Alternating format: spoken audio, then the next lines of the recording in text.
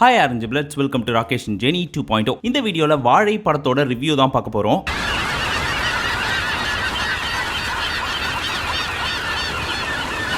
இந்த படத்தோட டைரக்டர் மாரி செல்வராஜ். இந்த படத்தை பார்த்து முடிக்கிறப்போ தமிழ் சினிமால one of the best director Mari Selvaraj அப்படின்றது உங்க மைண்டுக்குள்ள வரும்.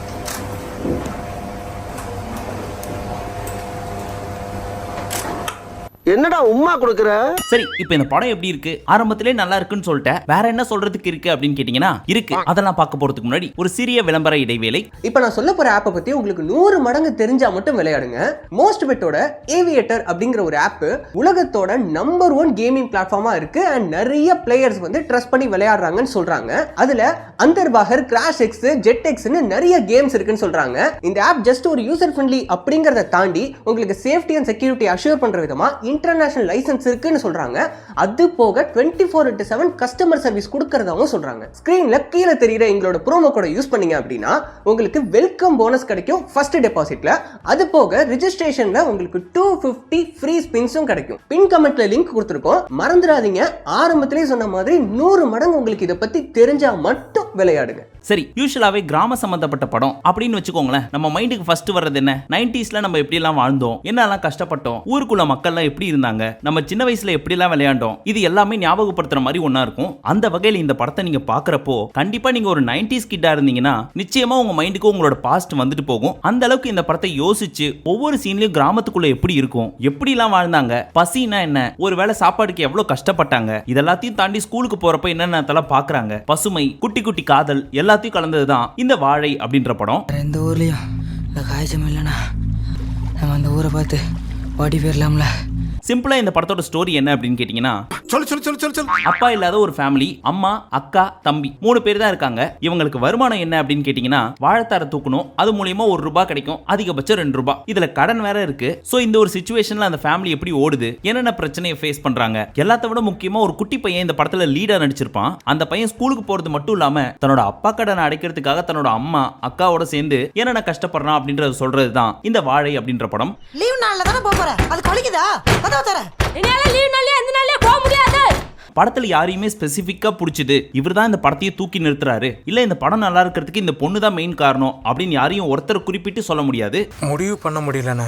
ஏன்னா படத்துல நடிச்ச அந்த பையனாகட்டும், அவனோட ஃப்ரெண்ட் ஆகட்டும், இல்ல அந்த பையனோட அம்மா, அக்கா, இப்படின்னு யாரையுமே குறிப்பிட்டு சொல்ல முடியாது. படத்துல நடிச்ச ஒவ்வொருத்தருமே ஆரம்பத்துல பேஸ்ட் ஆன் ட்ரூ ஸ்டோரி அப்படின்னு போட்டிருந்தாங்களே, உண்மையிலே இந்த படத்துல நடிச்சாங்களே அவங்கெல்லாம் தான் அந்த ட்ரூ ஸ்டோரியில இருக்காங்களா அப்படின்ற ஒரு கேள்வி இந்த படத்தை பார்த்து முடிக்கிறப்போ உங்களுக்கு தோணும். ஏன்னா இதுல யாருமே நடிச்ச மாதிரி தெரியல, ரியலாவே வாழ்ந்த மாதிரியே ஃபீல் ஆச்சு. முதல்ல கதவை தர தக்க முடியாது முடியாது முடியாது. அதுலயும் முக்கியமா இந்த குட்டி பையன் இருக்கான் இல்லையா, இவனோட ஃப்ரெண்டுன்னு ஒரு பையன் இருப்பான். அந்த ஃப்ரெண்டுக்கு ஒரு அம்மா இருப்பாங்க. அந்த அம்மா பண்ற காமெடிலாம் இருக்கே, அது காமெடின்னு அவங்களுக்கே தெரியாது. ஆனா தியேட்டரே கண்டினியூஸா ஒரு 2 நிமிஷத்துக்கு சிரிக்குதுன்னா பாத்துங்களேன்.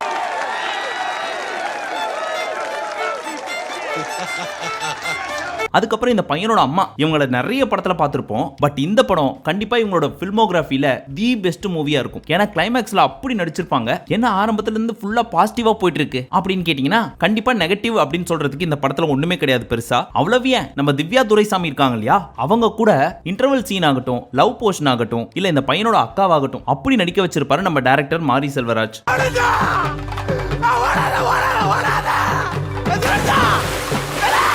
நம்மள மோஸ்டா நிறைய பேருக்கு பரியேறும் பெருமாள் ரொம்ப பிடிச்ச படமா இருக்கும். ஏன்னா அதுல பெருசா ஹீரோயிசமோ ஃபிக்ஷனல் ஸ்டோரி மாதிரியோ எதுவும் இல்லாம ஒவ்வொன்றுமே ரியாலிஸ்டிக்கா இருக்கும். அதே மாதிரி இந்த வாழை அப்படின்ற படமும் ஒரு கிராமத்துக்குள்ள என்ன நடக்குதோ அதை அப்படியே ரியாலிஸ்டிக்கா காமிச்சிருக்காங்க. அதுல ஒரு முக்கியமான பங்கு இந்த படத்தோட சினிமாட்டோகிராஃபர். அவர் யாருன்னா தேனி ஈஸ்வர். இதுக்கு முன்னாடி நிறைய படம் பண்ணியிருக்காரு. அதுல ஒரு சில முக்கியமான படம் அப்படின்னு சொன்னா மாமன்னன், தரமணி, நாச்சியார், சமீபத்துல வெளியான ரயில், இந்த மாதிரியான நல்ல படங்கள்லாம் பண்ணியிருக்காரு. சோ அவருக்கு ஒரு மிகப்பெரிய பாராட்டுகளை சொல்லி ஆகணும். ரொம்ப நன்றி. மத்தபடி இந்த படத்துல டீச்சரா நடிச்சிருக்காங்க நிக்கிலா. கண்டிப்பா நம்ம எல்லாருமே ஸ்கூல்ல ஒரு டீச்சரை பார்த்து இன்ஸ்பயர் ஆயிருப்போம், சாரி கிரஷ் ஆயிருப்போம். அந்த மாதிரி இந்த படத்துல நம்ம பையனுக்கு இந்த டீச்சர் மேல ஒரு மிகப்பெரிய கிரஷ்.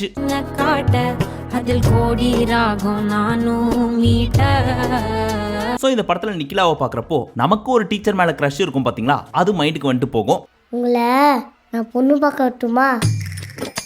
கண்டிப்பா இந்த படத்தை 2K கிட்ஸ் பார்க்க சொல்லி நான் ரெக்கமெண்ட் பண்ணுவேன். ஏன் அப்படின்னு கேட்டீங்கன்னா 90s கிட் அப்படின்னு கலாய்ப்பாங்க தெரியுமா? அவங்க என்னென்னலாம் பார்த்தாங்க, ஒரு கிராமத்துக்குள்ள 90s கிட் எப்படி வாழ்ந்தாங்க, ஹாப்பினஸ்னா என்ன, இன்னைக்கு போன் உலகத்துல மட்டுமே வாழ்ந்துட்டு இருக்கிற அவங்களுக்கு போனே இல்லாம ஒரு கிராமத்துக்குள்ள எப்படி இருக்கிறாங்க மக்கள்லாம், அந்த வயசுல அவங்க விளையாண்ட விளையாட்டு, குட்டி குட்டி சந்தோஷம், அதெல்லாம் ஒரு காலம், அதெல்லாம் எப்படி இருந்திருக்கும்ன்றத இந்த படம் மூலியமா அவங்க தெரிஞ்சுக்கலாம். படத்துல சாங்ஸும் சரி, பிஜிஎம்மும் சரி, நம்ம சனா எப்பவும் போல தி பெஸ்டா பண்ணி கொடுத்திருக்காரு. அதுலயும் தென்கிழக்கு அப்படின்ற சாங் தி பாடி இருப்பாங்க.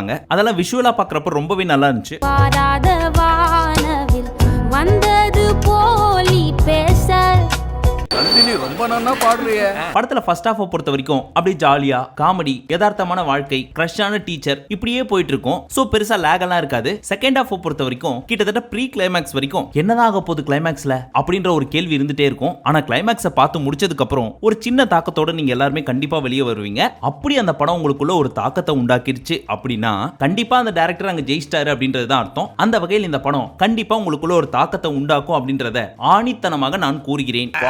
பார்க்கலாம். மொத்தத்துல இந்த படம் எப்படி இருந்துச்சு அப்படின்னு கேட்டீங்கன்னா, இந்த 2024ல மிஸ் பண்ணிடக்கூடாத ஒன் ஆஃப் த மூவி இந்த வாழை. கண்டிப்பா போய் தியேட்டர்ல எக்ஸ்பீரியன்ஸ் பண்ணுங்க. அப்பதான் உங்களுக்கு அந்த ஒரு ஃபீல் கிடைக்கும். சரி, நம்ம இதுக்கு முன்னாடி நிறைய ரிவ்யூஸ்லாம் பண்ணியிருக்கோம். அதுல ஒரு சில படம்லாம் சுமாரா இருந்திருக்கும், ஒரு சில படம்லாம் சூப்பரா இருந்திருக்கும். சுமாரா இருந்த படத்தை சுமாரா இருக்குன்னு சொல்லியிருப்போம், நல்லா இருக்க படத்தை சூப்பரா இருக்குன்னு சொல்லியிருப்போம். நம்மள மாதிரியே அதிகபட்சமான ரிவ்யூவர்ஸும் மக்கள் என்ன ஃபீல் பண்றாங்களோ அதை தான் சொல்லியிருப்பாங்க. ஒருவேளை இந்த படம் நல்லா இல்ல, ஒண்ணுமே இல்ல கதை, அதே அரைச்சமாவை தான் அரைச்சிருக்காங்க, இந்த மாதிரிலாம் சொன்னாங்க அப்படின்னா அவங்க தான் one of the worst reviewers அப்படின்றத நீங்க தெரிஞ்சுக்கலாம். நீங்க ஒருவேளை இந்த படத்தை பார்த்துருந்தீங்கன்னா உங்களுக்கு எப்படி ஃபீல் ஆச்சு அப்படின்றத மறக்காம கமெண்ட் செக்ஷன்ல சொல்லுங்க. அடுத்தபடியா கொட்டுக்காளி படத்துக்கு இப்பதான் போறோம். பார்த்துட்டு வந்ததுக்கு அப்புறம் அந்த படத்தை பத்தியும் ரிவ்யூ பண்ணிடலாம். நன்றி, வணக்கம்.